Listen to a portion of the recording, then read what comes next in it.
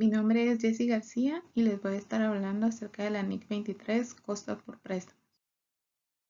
Para empezar, tenemos el principio básico. La norma nos dice que los costos por préstamo son los gastos en que incurre una empresa cuando solicita un préstamo, es decir, los intereses y comisiones que cobran los bancos, y la NIC 23 establece en qué momento esos costos por préstamo se pueden capitalizar, ya sea en la adquisición, en la construcción o en la producción de un activo apto. El alcance. El alcance de esta NIC es para todas las empresas que tengan costos por préstamos, excepto los activos biológicos y los inventarios que se producen en grandes cantidades. Definiciones tenemos que los costos por préstamos son los intereses y otros costos en los que la entidad incurre que están relacionados con los fondos que ha tomado prestados. Entonces, los costos de los fondos que se tomaron prestados para poder adquirir o construir o producir un activo apto son los costos. También la norma nos habla acerca de que es un activo apto y es aquel que requiere necesariamente de un periodo sustancial antes de estar listo para el uso al que está destinado o para la venta. Entonces, es un activo que todavía no está listo ni para su uso ni para su venta y puede ser un inventario, un intangible, pero la condición es de que no está listo aún para su uso. La norma nos dice que se puede reconocer como gasto por préstamo. El primer caso es los gastos por intereses por el método de interés efectivo, es decir, los intereses que vamos a devengar de cualquier crédito en que incurra la empresa va a devengar intereses, los cuales se pagan a la institución financiera en los periodos pactados hasta que se venza y se calcula de acuerdo con la NIF 9 como un interés efectivo, es decir, con el saldo que va quedando en libros. Luego tenemos los intereses relativos a pasivos por arrendamiento, es decir, aquellos intereses que se generan luego de la aplicación de la NIF 16. Y tenemos que se pueden captar también las diferencias de cambio procedentes de préstamos en moneda extranjera. Es decir, cuando aplicamos a la NIC 21 y vamos a convertir una transacción en una moneda diferente a la que opera la empresa, esta diferencia podría estar sujeta a la capitalización.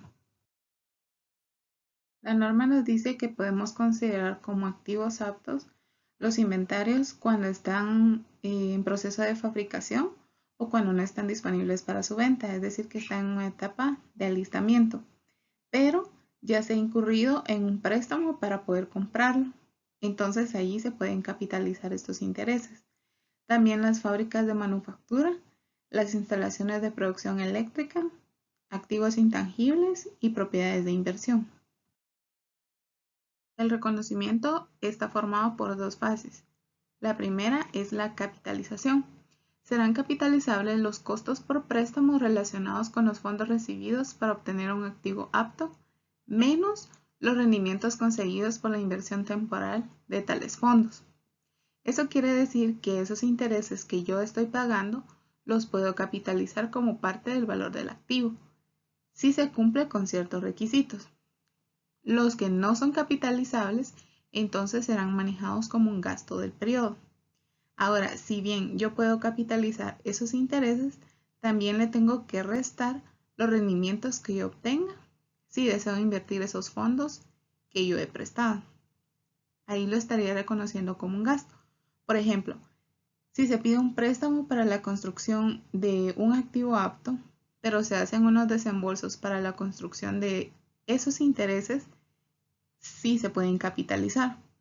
Pero resulta que los otros fondos los utilizo para inversiones. Entonces, esos intereses que me generan las inversiones se restan de los costos que se van a capitalizar. Elementos capitalizables.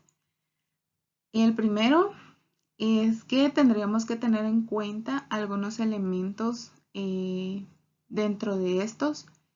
Estarían los directamente relacionados a una carga de la construcción, es decir, un préstamo específico. digamos que se va a construir un edificio y para esto se pidió a una institución financiera un préstamo, la carga financiera de ese préstamo que es para la construcción la podría capitalizar de conformidad como se vaya desembolsando.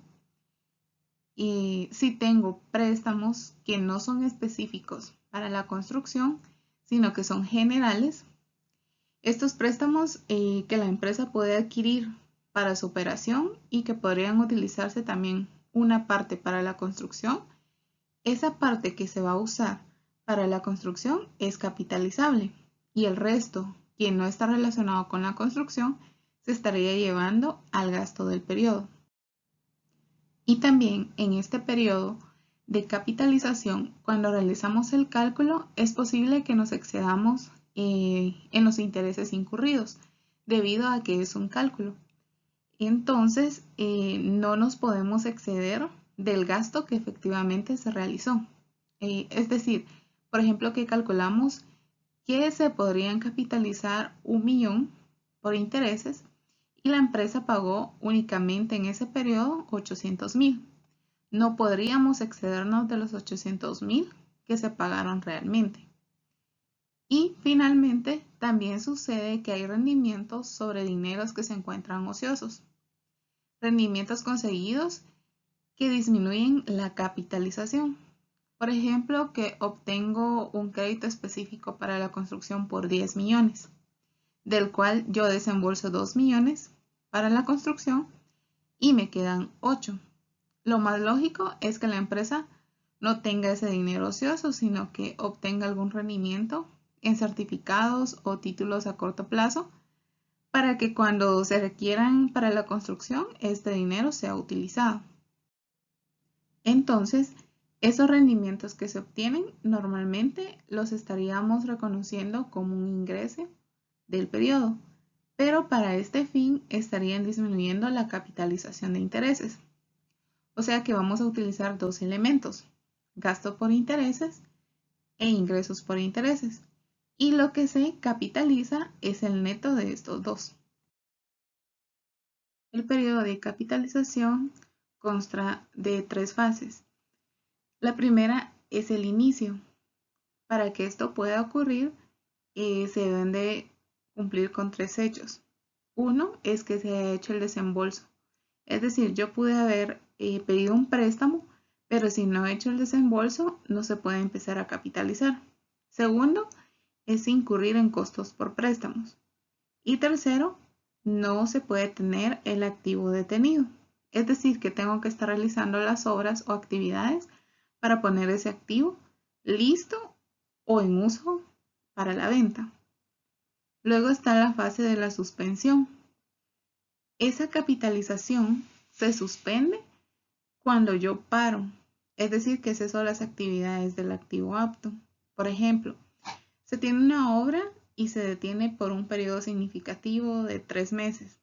Entonces, los intereses de esos meses yo los registro como un gasto del periodo y no los capitalizo. Pero tiene que ser un periodo significativo, es decir, si suspendo la obra por un día, eso no es significativo y puedo seguir capitalizando. Y por último tenemos el fin de la capitalización, que es cuando el activo está listo para el uso o para la venta. En este momento ya no se puede capitalizar más. Y los intereses que voy a seguir pagando se van a registrar como un gasto del periodo.